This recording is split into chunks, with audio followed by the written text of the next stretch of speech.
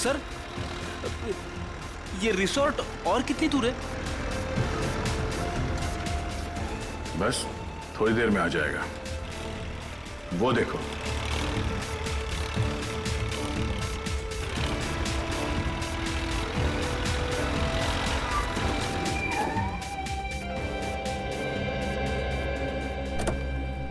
इस इलाके में ये वो दो रिसोर्ट है जिनके नक्शे ठीक उस रिसोर्ट की तरह है जो 2003 में नष्ट किए गए थे। अब सर, उन तीनों लड़कों का और उस आदि मानव का कंकाल भी तो हमें आसपास के एरिया में से मिला था ना। फिर रिसोर्ट में जाने से खतरा हुआ तो? बड़ी खतरा है इसीलिए तो जाना है। ये देखो, दोनों रिसोर्ट्स में खुफिया रास्ते हैं। एक रास्ता ये तहखाने की तरफ जाता है और ये दूसरा रास्ता रिसोर्ट से बाहर निकलता है। ये जो कोई भी जीव है जिसने इतना आतंक मचा रखा है, उसे इस रिसोर्ट के किसी खुफिया कोने में पाल पोस के बड़ा किया गया होगा। हाँ सर, कोई तो है जो अपने फायदे के लिए इस जीव का गलत इस्तेमाल कर रहा है और खून की नदियां बहा रहा है। एग्जैक्टली। वो जो कोई भी है, आज की रात उसकी जिंदगी की आखिरी रात होगी। काम करते हैं, मैं और सचिन ये सामने वाले रिसोर्ट में जाते हैं। फिर तुम और निखिल यहाँ इस रिसोर्ट में जाओ। सर, मैं आपके साथ आता हूँ। नहीं, निखिल की रक्षा के लिए तुम्हें इसके साथ जाना पड़ेगा। चलें सर? चलो, डरना नहीं, मैं हूं ना।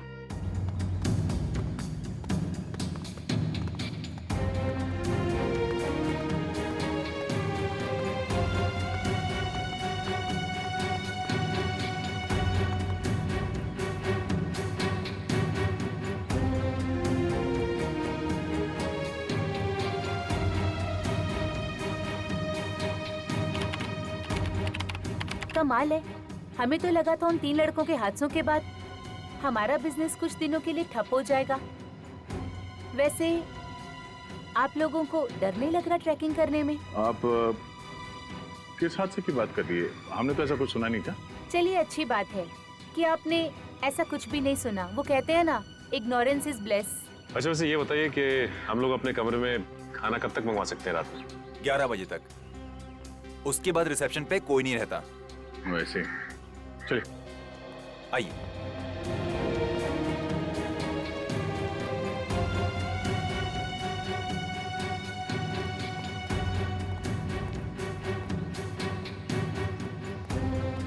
सर, मुझे इनके तौर तरीके यहाँ कुछ ठीक नहीं लग रहे हैं। तू फिक्र मत कर निखिल, दया सर ने भेजा है मुझे तेरी रक्षा करने के लिए।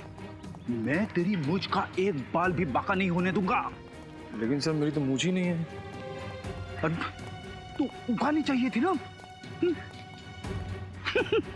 अब ये भी मुझे समझाना पड़ेगा तुझे। अरे 11:30, चलो।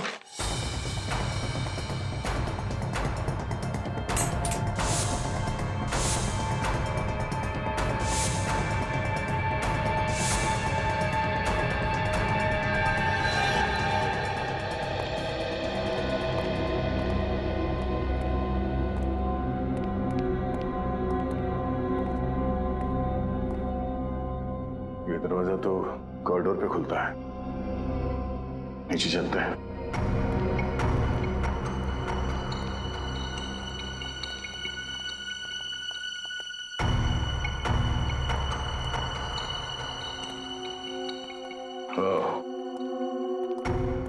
लगता है ये खुफिया रास्ता है।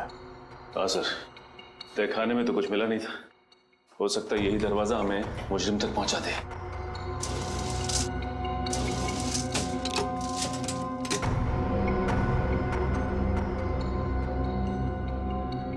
ये तो दरवाजे पे बुरी तरह से जंग लगी हुई है। ऐसा लगता है दरवाजा काफी साल से खुला ही नहीं है, किसी ने हाथ तक नहीं लगाया इसे। ये दरवाजा। आप लोग यहाँ क्या कर रहे हैं? हाँ, वो पानी चाहिए था तो ढूंढते ढूंढते यहाँ आ गए। यहाँ पे? यहाँ पे नहीं, हम लोग रिसेप्शन की तरफ जा रहे थे, लेकिन रास्ता भूल गए। वैसे ये रास्ता कहाँ जाता है? कहीं नहीं, ये दरवाजा हमेशा बंद रहता है। इस रिसोर्ट में और भी कई दरवाजे हैं जो हमेशा बंद रहते हैं। ये रिसोर्ट तो भूल भुलैया है। आप लोग अपने कमरे में चलिए, मैं पानी लेके आता हूँ। सर अगर इस रिसोर्ट में कुछ नहीं है तो फिर जरूर अगले रिसोर्ट में कुछ होगा। इस फ्रेडी को फोन करके देखते हैं।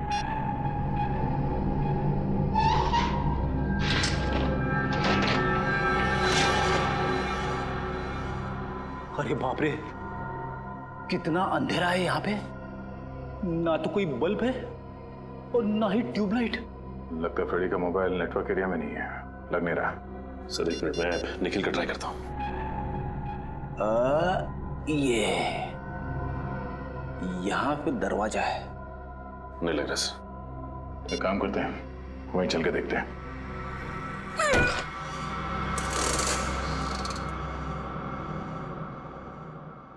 अरे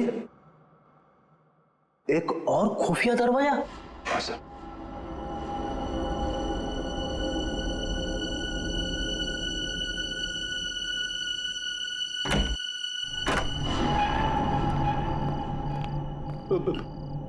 मैंने सुना है अक्सर ऐसी बंद अंधेरी जगह पे आत्माएं होती है।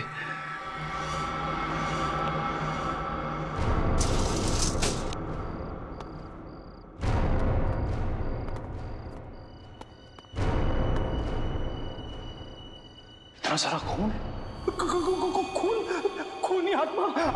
सर खूनी आत्मा नहीं, नरबख्शी जीव। सर उन मुजरिमों ने उस नरबख्शी जीव को यहीं छुपा रखा है और अपने गुनाहों को अंजाम दे रहे हैं। ये चाकू, ये हड्डियां, ये खून, सर मुझे पूरा यकीन है वो नरबख्शी जीव यहीं पे है सर, यहीं पे। मगर है कौन वो जिसने इस नरभक्षी जीव को पाल के रखा है? उसे जरा भी डर नहीं लगा कि अगर इस नरभक्षी जीव ने उसे ही खा लिया तो? ये क्या है सर? इस रिसोर्ट के नक्शे के हिसाब से रिसोर्ट से बाहर जाने का ये खुफिया रास्ता है। सर दरवाजा तो खुला हुआ है। हाँ,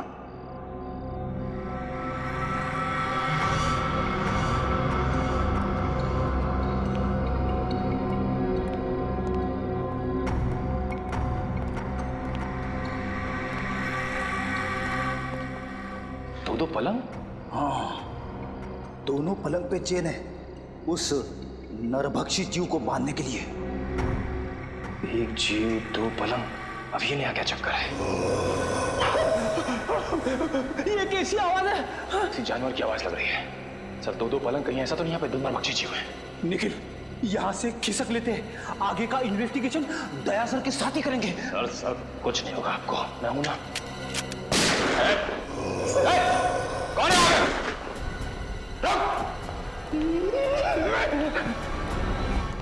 ये गेट खुला है। सर फिर तो फ्रेडी और निखिल इतनी क्या होंगे? हाँ, निखिल, सर ये देखिए, हड्डी और ये खून। ओह नो,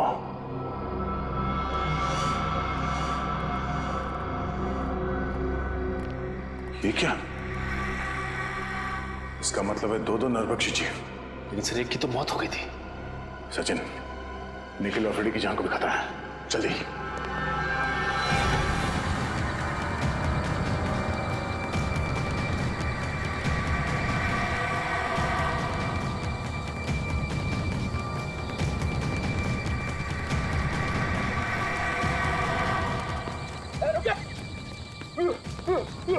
भागना मत, वरना गोली चला दूंगा। रुक।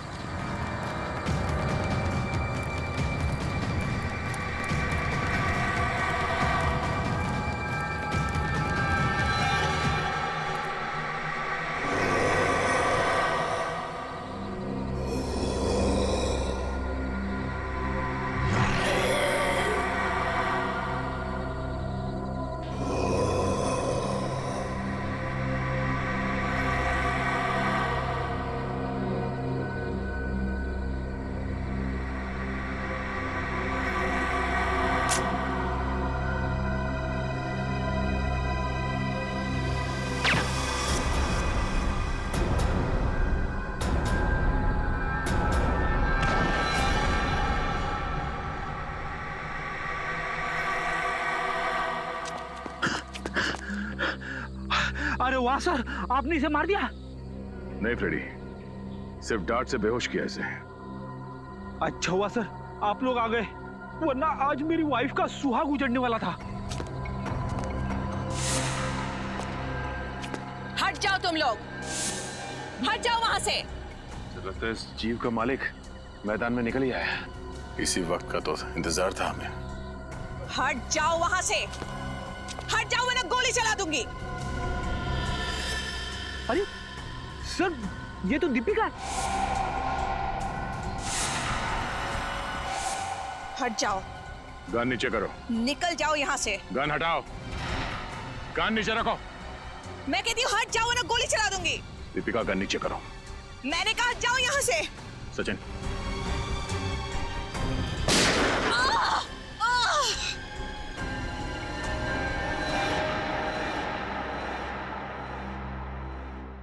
मेरे पिताजी एक एंथ्रोपोलॉजिस्ट थे, मानव वैज्ञानी।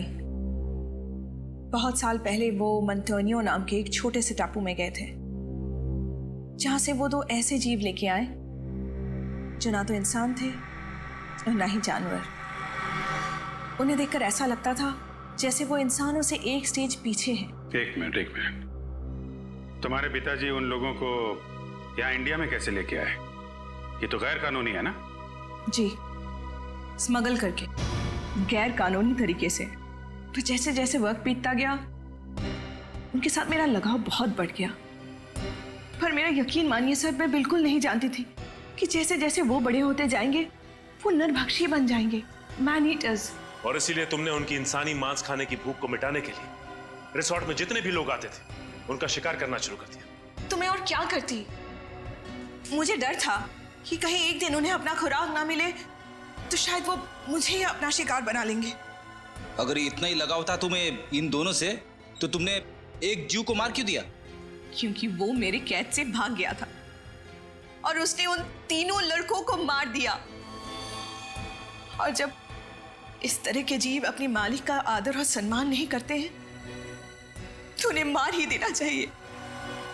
सर, क्या मैं एक आखिरी बार उससे मिल सकती हूँ? प्लीज। वो कहाँ है? कैसा है वो? उसे हमने एंथ्रोपोलॉजी डिपार्टमेंट भेज दिया है। वो लोग तय करेंगे उसके साथ क्या करना है। लेकिन तुमने बहुत बड़ा गुनाह किया है। न जाने कितने मासूम लोगों की जान गई है तुम्हारी वजह से। तुम्हारे साथ क्या करना है ये अदालत तय करेगी। असाइलम या जेल।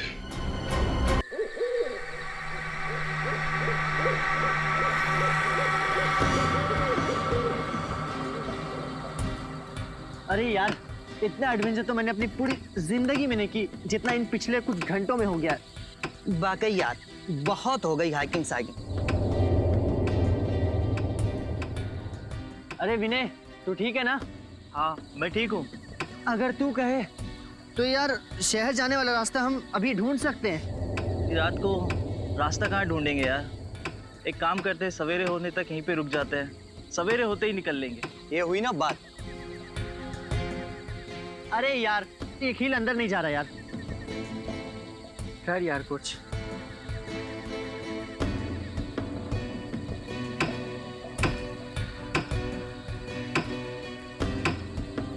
मुझे लगता है नीचे पत्थर दबा हुआ है, पहले उससे निकाल लेते।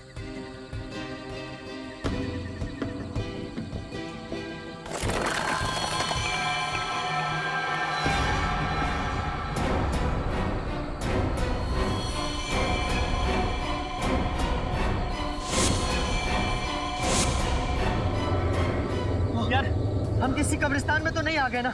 बस यार, अब मैं एक पल भी यहाँ नहीं रुक सकता। चलो अपना अपना सामान बांधते, आओ।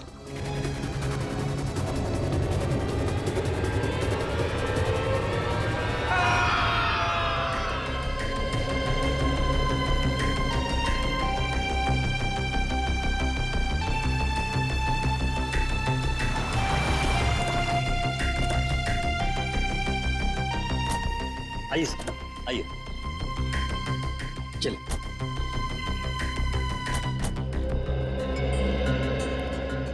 वाओ, आज मेरी जिंदगी का सबसे बड़ा दिन है। इतने लंबे स्ट्रगल के बाद आज मैं गर्व से कह सकता हूं कि ये सारी की सारी जमीन मेरी है। मुबारक हो समर सर, बहुत बहुत मुबारक हो आपको। Thank you very much. कहिए, कैसी लगी आप लोगों को ये जमीन? शहर से काफी दूर है और आप यहाँ हॉलिडे कॉटेज बनाना चाहते हो? यहाँ दूर दूर तक हम खेती करेंगे, फलों की, सब्जियों की, और यहाँ बीच में हम कॉटेज बनाएंगे। हट्स बनाएंगे। ये वाकई नया और अनोखा आइडिया है, लेकिन खेती बाड़ी शुरू करने से पहले हमें यहाँ जमीन की जांच तो करनी पड़ेगी ना।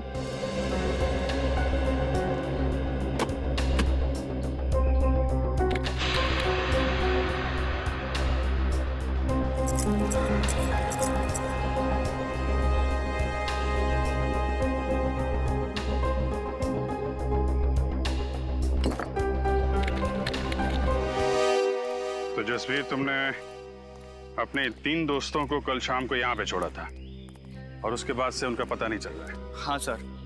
सर उन्होंने कहा था कि सुबह 6 बजे तक वो आ जाएंगे सर। मुझे काफ़ी फिक्र हो रही है सर।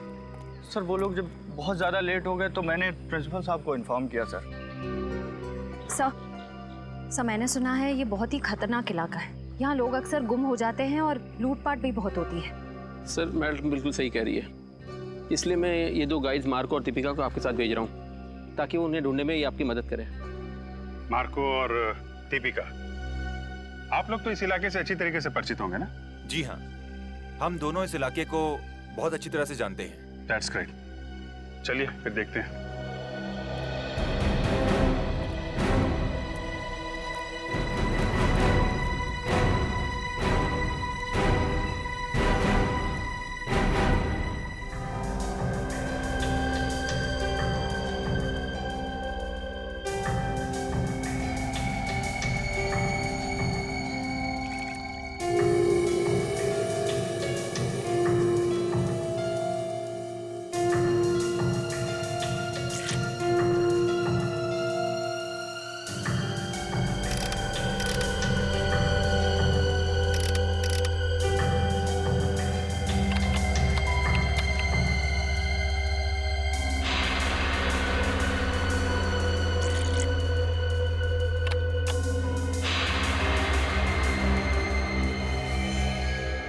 नो, क्या हुआ?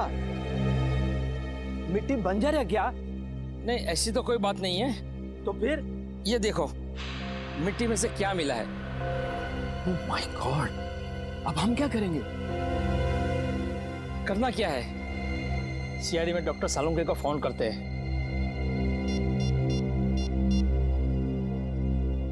Hello doctor Salunke?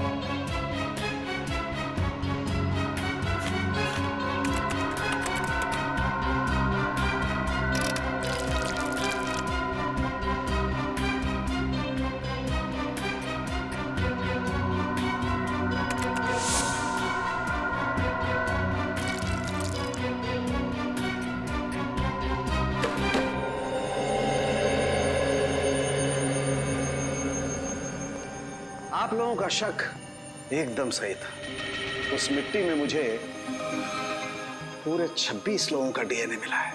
आपका मतलब 26 लोगों को गाड़ा गया था वहां पे? वो जगह पे कोई कब्रिस्तान तो नहीं था? वही तो, इसीलिए तो ये मामला और भी ज्यादा गंभीर हो जाता है। कौन थे ये लोग?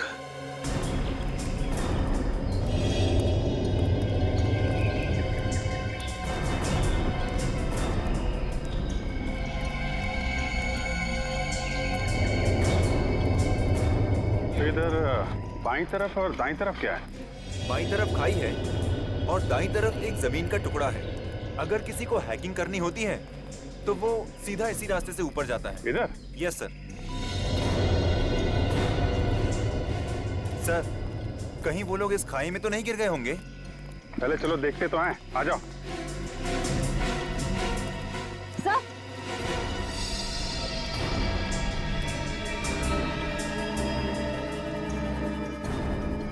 Sir ice cream.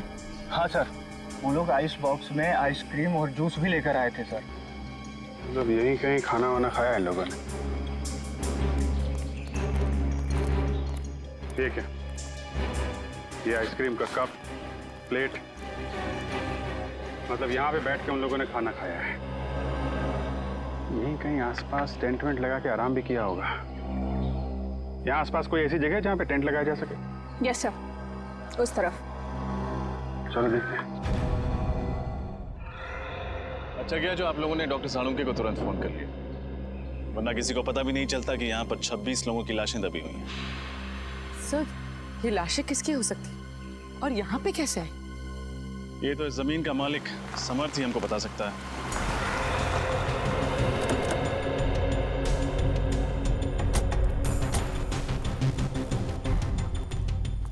हेलो ऑफिसर, क्या हुआ? अरे अगर कोई तकलीफ थी तो हमें बता देते। सीआईडी वालों को बुलाने की क्या जरूरत थी? जब लाशों के भंडार मिलते हैं तो एक अच्छे नागरिक का फर्ज होता है कि वो सीआईडी को तकलीफ दे। लाशों के भंडार कहाँ? आपकी जमीन के अंदर हमें 26 लाशें मिली। 26 लाशें? ऐसे कैसे हो सकता है? आपको जरूर कोई गलतफहमी हो गई है। कोई गलतफहमी नहीं हुई। हमें इंसानों की हड्डियां, बाल, दांत मिले हैं। अभी ना जाने क्या क्या मिलना बाकी है आपके जमीन के अंदर से।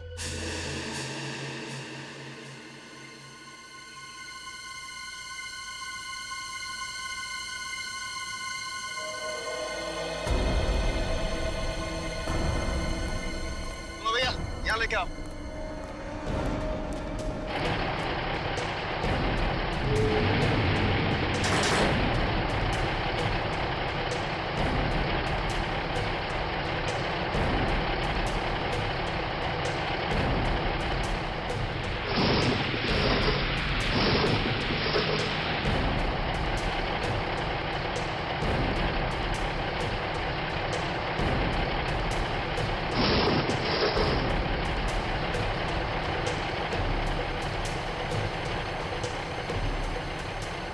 मुझे तो यकीन नहीं आ रहा है कि इस जमीन के अंदर 26 लोगों की लाश है।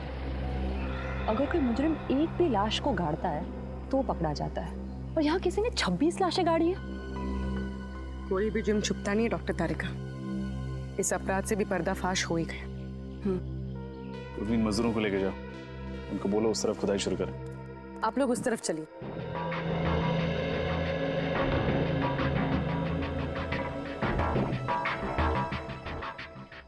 सर। हाँ बोलो। गलती से भी रिश्वत देने का ख्याल अपने दिमाग में मत लाना। सीआईडी के सामने तुम्हारी दाल गलने वाली नहीं है। वो बात नहीं सर, आप हमें गलत समझ रहे हैं। दरअसल क्या बात है? मैं इस जमीन का मालिक नहीं हूँ सर। तुम मालिक नहीं हो तो कौन है? पता नहीं सर। पता नहीं मतलब? मैं आपको बताता हूँ सर। दरअसल हम सुनसान और अनजान जमीन पर कब्जा कर लेते हैं, उसके बाद उस जमीन को दूसरों को बेच देते हैं, या फिर वहाँ पर मकान या दुकान बना देते हैं। What? हाँ सर, हमें नहीं मालूम था सर। इस जमीन पे कब्जा करने के बाद हमें मुनाफा के बदले जेल की सलाखें मिलेंगी सर। सर हमें बचा लीजिए सर। मुजरिम अक्सर पकड़े जाने के बाद लेखक बन जाते, दिलचस्प कहानियां सुनाने लगते हैं। तुम्हारी भी अच्छी है। नहीं नहीं सर, ये कहानी नहीं है, ये सच्चाई है सर। आप ये जमीन के पेपर देख लीजिए सर। आप किसी भी अच्छे वकील को दिखा लीजिए, वो यही कहेगा कि ये नकली पेपर से।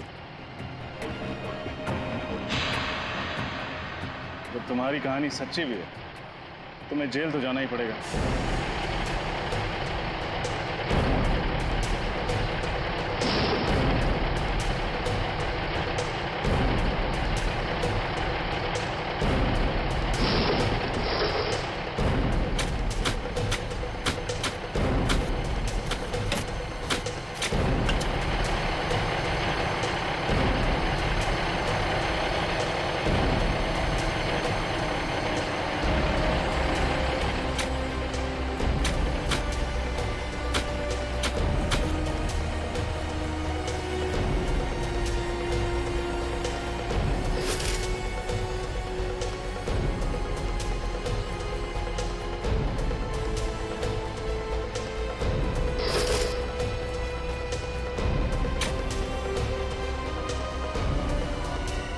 मैडम, ये देखिए मैडम।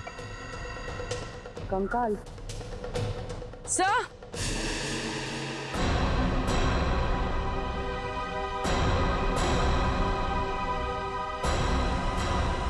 उधर कुछ है? सर,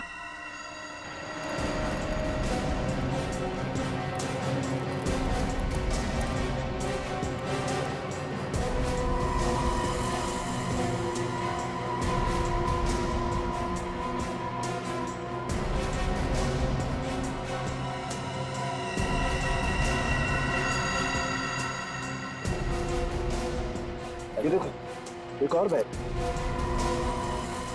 सर शायद ये लोग यात्री होंगे, लगता है इनके सामान में कोई आईडी वगैरह हो। बिल्कुल चेक करते हैं।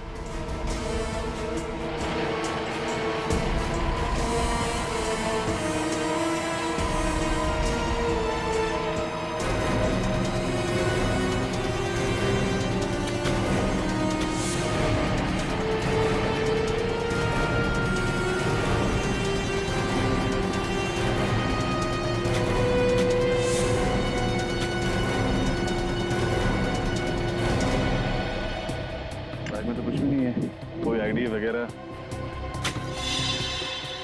सर ये देखिए,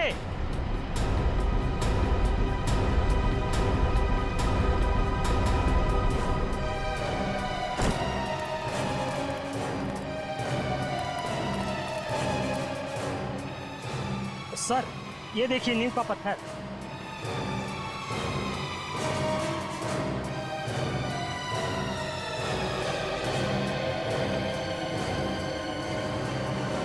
कहीं ऐसा तो नहीं कि यहाँ पर कभी कोई बिल्डिंग हुआ करती थी जिसे गिरा कर इस जगह पर कब्रिस्तान बना दिया गया? हो सकता है। पता नहीं वो कौन सी मनहूस घड़ी थी जब हमने इस जमीन पे बुरी नजर डाली। लेने के देने पड़ गए। आप दोनों हमारे साथ ब्यूरो चलेंगे, आपसे पूछताछ करनी। जमीनों के घोटाले करने के लिए तुम दोनों को गोल्ड मेडल देना चाहिए। Gold medal. जाने कितनी जमीनों पर गैर कानूनी कब्जा किया तुम लोगों ने, और कितने लोगों को वो जमीनें बेच भी दी। माफ कर दीजिए सर, गलती हो गई। अब हम ऐसी धांधलेबाजी फिर कभी नहीं करेंगे। अरे धांधलेबाजी तो तब करोगे ना जब जेल से छूटोगे। अब आइंदा हम धांधलेबाजी नहीं करेंगे। खज्जर फर्म्स के बारे में बताओ, किसके नाम पर है वो जमीन? बताओ जल्दी। हम सच कह रहे हैं सर, हमें कुछ भी नहीं मालूम। हम तो ऐसे ही जमीनों पे कब्जा कर लेते हैं जो लावारिस होती है। फिर भी कब्जा करने के पहले तुमने रजिस्ट्री ऑफिस से पता किया ही होगा ना कि ये जमीन किसके नाम पे? किया था, और रजिस्ट्री ऑफिस में कुछ महीने पहले आग लग गई थी, जिसकी वजह से इस जमीन के सारे डॉक्यूमेंट्स चल गए थे। हाँ सर, और जब हमें पता चला कि इस जमीन के आगे पीछे और कोई नहीं है, यहाँ तक कि इसके पेपर्स भी नहीं है, तो हमने तुरंत इसके ऊपर हक जमा लिया। सर, ये रही रजिस्ट्रेशन ऑफिस में लगी हुई आग की रिपोर्ट। आग लगी थी 6 जून 2003 और आग की वजह पेट्रोल।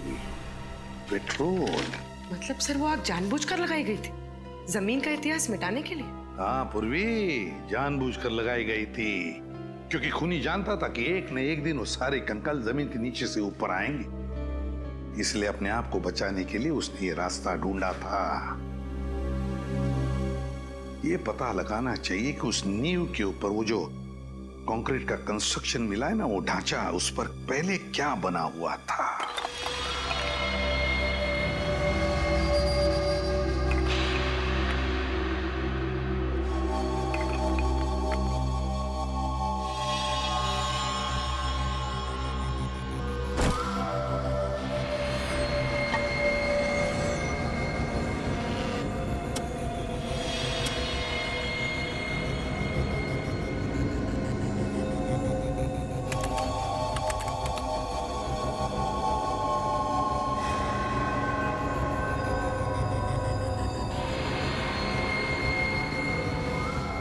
माय गॉड, क्या हुआ सर?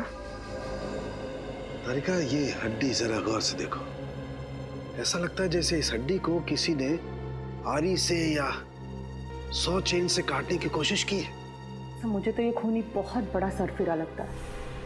कुछ लोगों के स्कल पे तो मुझे दांतों के निशान दिखे। ये देखिए, जैसे कि वो उनका सर ही चबाना चाहता हो। My God. सर कहीं ये किसी जंगली जानवर का काम तो नहीं है? नहीं रोहन, ये किसी जंगली जानवर का काम नहीं हो सकता है, क्योंकि जानवर किसी को खाने के बाद उसे जमीन में गाड़ने की मेहनत नहीं करता। ये काम किसी इंसान का ही है। सर अब बस ये पता चल जाए कि इन सब की मौत कब हुई थी, तब जाके हम उस खूनी तक पहुंच सकते हैं। चल जाएगा तारिका, ये भी पता चल जाएगा। उस माइक्रोस्कोपिक रेडियोग्राफी के जरिए। Microscopic radiography? सॉरी सर, पर क्या है ये? कभी सुना नहीं इसके बारे में। रोहन, ये एक ऐसा प्रोसेस है जिसके जरिए हम ये पता लगा सकते हैं कि इंसान की मौत कब हुई है।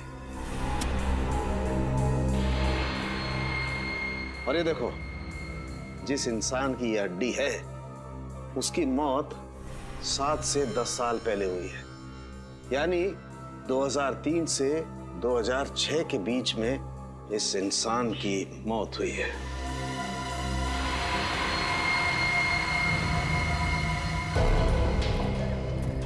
और कितनी दूर चलना पड़ेगा अभी?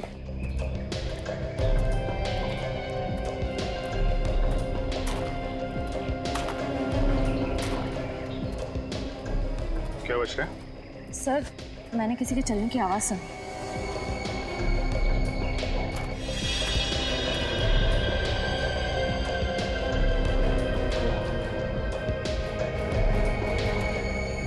यहाँ तो कोई नहीं दिख रहा। सर, शायद मेरा वहम होगा। ना सारा खून। ये जितने भी कंकाल हैं इनमें से कुछ लोग विदेशी हैं, जैसे एशियन, कॉकेशियन, अफ्रीकन वगैरह वगैरह। पर सर, ये सब कैसे पता चलता है? पूर्वी, इंसान की खोपड़ी सब कुछ बता देती है। उसके सर की बनावट, उसकी जबड़े की हड्डी, उसकी नाक की हड्डी की स्थिति, इस सब से उसके रूट्स के बारे में पता चल जाता है। खूनी तक पहुंचने के लिए हमारा ये जानना बहुत जरूरी है कि ये सब कौन हैं, इनकी पहचान क्या है। आरोप का तो अभी तक पता नहीं चल पाया, लेकिन ये दोनों जरूर स्पोर्ट्समैन रहे होंगे, रनर या कोई एथलीट। अच्छा, इनके पैरों की हड्डियों की बनावट हम आम लोगों से अलग है क्या सर? हाँ, इनके पैरों की हड्डियां आम लोगों के पैरों की हड्डियों से ज्यादा मजबूत है, जैसी एक एथलीट की होती है। सर? हाँ।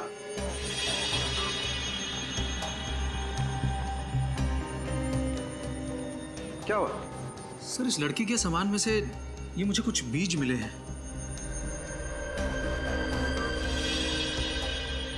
ये किस तरीके के बीज हैं? नागा जोलकिया नाम का मसाला है। ये दुनिया का सबसे तीखा मसाला है, और ये इतना तीखा मसाला है कि नॉर्मल नमक या मिर्च की तरह नहीं खाया जाता। तकरीबन हजारों लाल मिर्च की ताकत इस थोड़े से मसाले में है। नागा जोलकिया, कोई ये मसाला इस तरीके से अपने सामान में लेकर क्यों घूमेगा? कहीं ये लड़की कोई रिसर्च वगैरह तो नहीं कर रही थी? इस खून का सैंपल ले लो श्रेया, बच्चों के माँ बाप के डीएनए के साथ मैच करके देख लेंगे।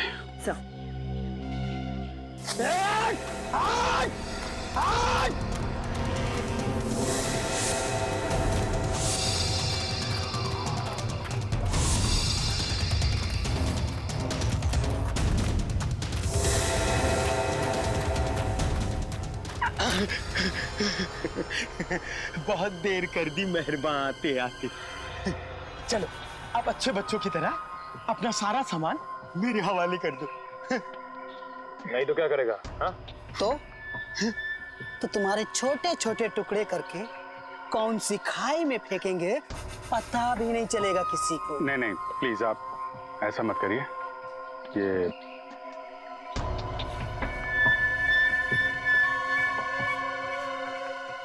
सीढ़ी सीढ़ी और सामान चाहिए आप लोगों को? भाग रहे हो।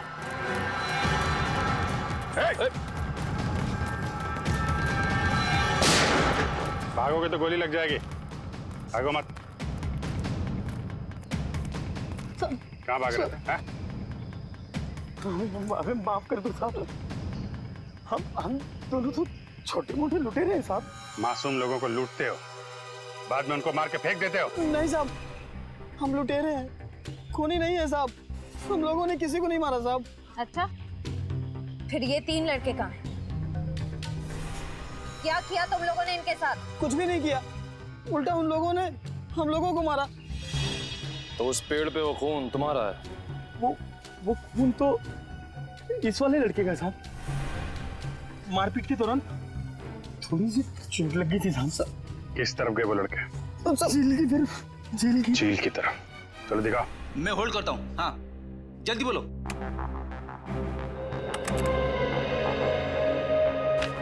जी हाँ, मैं 2003 की बात कर रही हूँ, आज से 10 साल पहले की। मसाले का नाम है नागा झुलके, और जितने भी ऐसे खेत हैं जहाँ नागा झुलके नाम का मसाला उगता है, वहाँ उस लड़की की फोटो भेज दीजिए। और हाँ, एग्रीकल्चर इंस्टीट्यूट्स में भी।